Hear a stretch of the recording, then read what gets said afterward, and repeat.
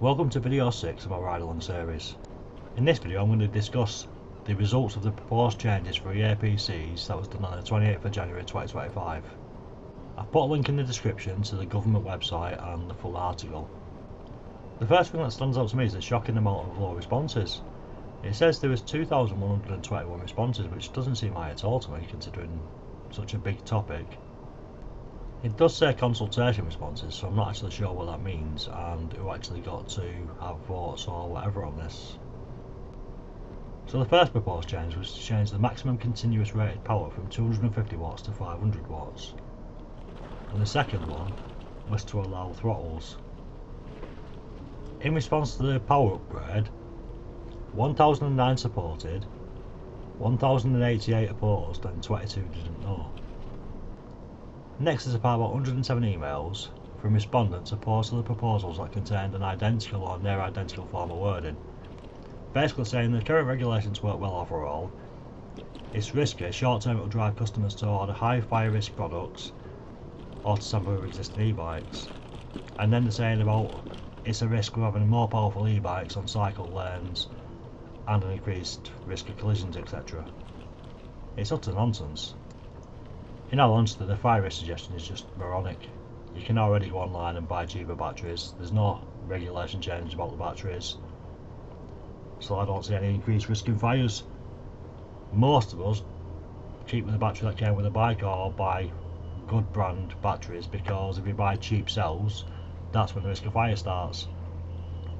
But you can already do that, so I don't see how that's even relevant to this. One thing that does confuse me is there's a section about disabled people and people with severe health issues, and it seems that the polls are not objecting to higher power e-bikes for those and the throttle being allowed for those. Now, how does that make any sense? If you are frail and weak, then your response time is slower, so if it's dangerous for me to have a throttle and a high power e-bike, it's more dangerous for somebody disabled to have one, because the response time is slower, they're not going to be able to press the brakes as hard, so therefore the stopping time's longer. It makes no sense. Like, if it's safe for them, it's safe for us. It's safe for everybody. And the proposed changes aren't really that big. In all honesty, I really don't see any problem with the proposed changes and why they've been rejected. I mean, people talk about high power e-bikes at 500 watts. 250 watts is actually a third of a horsepower. How's that high powered? How's 2/3 of a horsepower on my e-bike high powered? Really?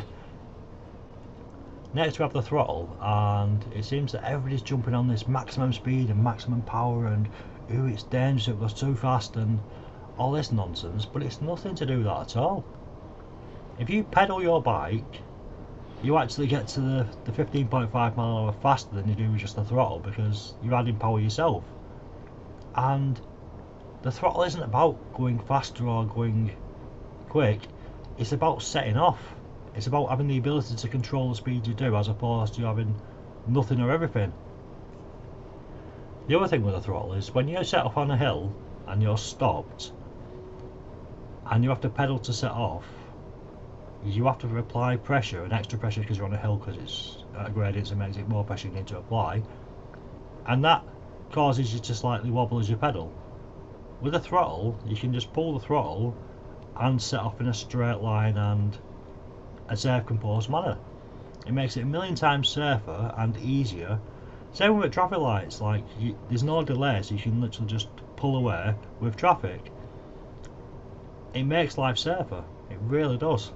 Also, when you're going through pedestrians and stuff, you can literally apply a tiny bit of throttle so you're going to get a slow speed, as opposed to when you pedal going nothing to everything, nothing to everything, nothing to everything, and having to use your brakes constantly to keep yourself at a safe speed. The throttle's a control thing, it's not a speed thing. The thing is with the power as well, is I don't think 500 watts is still enough. We're not trying to have super fast e-bikes that zoom down the streets, we're trying to have dependable, reliable e-bikes that will get us up different terrains, and hills are a big problem for 250 watt e-bikes. You can hear the motor struggling, the speed goes right down because it's really struggling to get up the hill. Even pedalling, you can hear the motor whirring away, and it doesn't sound particularly healthy.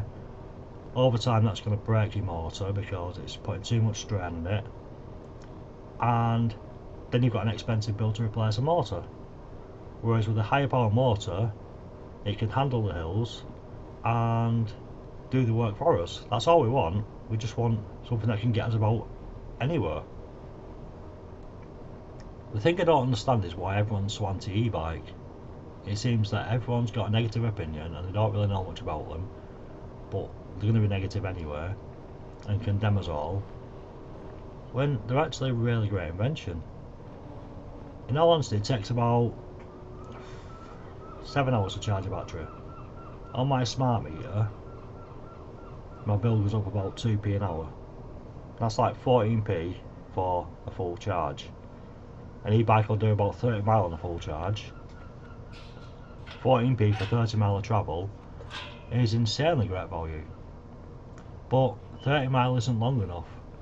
So e-bikes do need to change and be a lot better to appeal to a broader audience.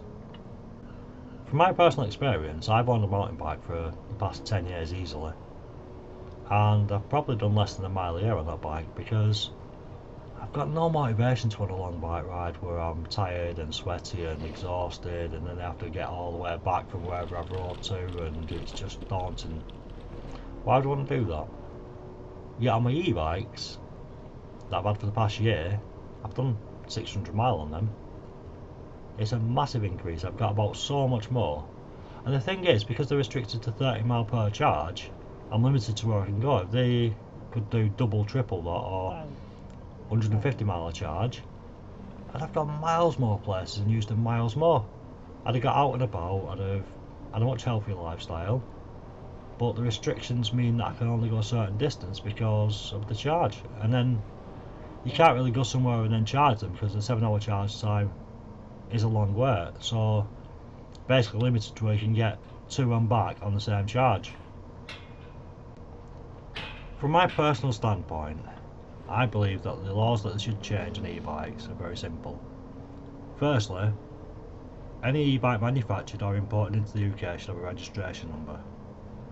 That means that the bike's identifiable to a person, and any crimes committed or tampering with a bike or irresponsible riding can be brought back to the person just like it would be if it was a car. That would solve a lot of problems. The next thing is the motor size. I don't think there should be any restriction at all. I mean, if we take the Surons, the non-road legal ones, they're fast bikes that are perfectly legal on private land.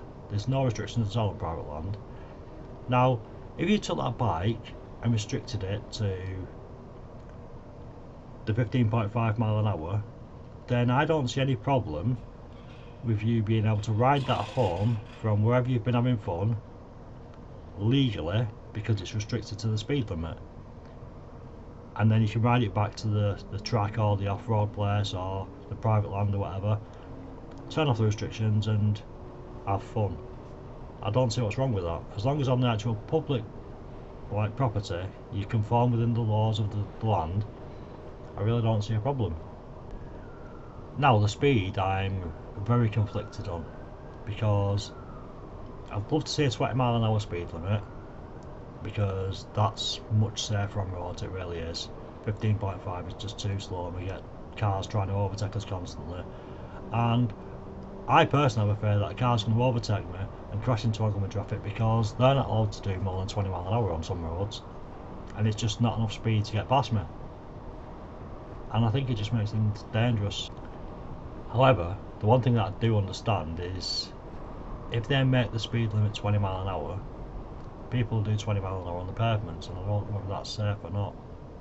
It's certainly a risk, and how do they enforce that or measure it? Because the bike's allowed to do 15.5 miles an hour before the motor stops helping you, but you can still pedal faster and get higher speeds. So how do they actually know what the bike's doing and what you're doing, and how do they enforce the speeds? So I think 15.5 mile an hour was plenty for the pavements.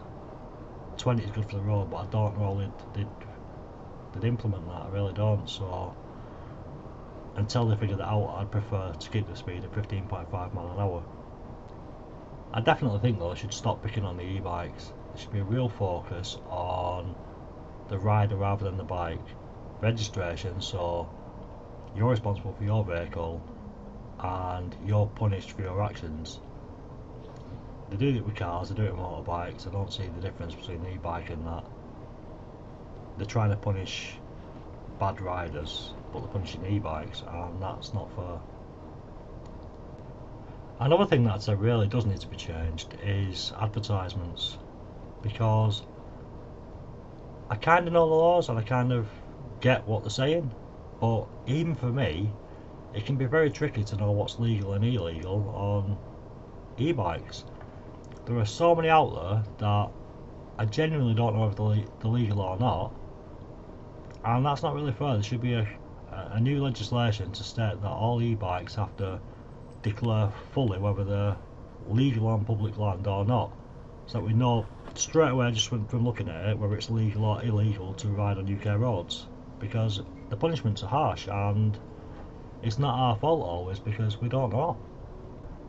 So basically the outcome is that no legislation is going to be changed and they don't feel there's enough to warrant it, and currently they're not looking at changing anything at all unless something else comes up. So it looks like we're just as we are for now. So yeah, I think e-bikes are here to stay and it does need looking at again, but in more depth and with more information, because it just seems not a very big job's been done and it's been dismissed and the problem's not going anywhere. So they need to really sort this out. So if you got this far, thank you for watching, and let me know in the comments, what do you think the law changes should or shouldn't be? What do you think's right and wrong with e-bikes and what needs changing? And once again, if you like the content I'm making, please like, follow and share. The more you interact with my videos and comment and stuff like that, the more the algorithm likes me and shows me to more people and helps my channel grow. So it really does help, thank you. And as usual, I shall see you in the next video. Take care and see you soon.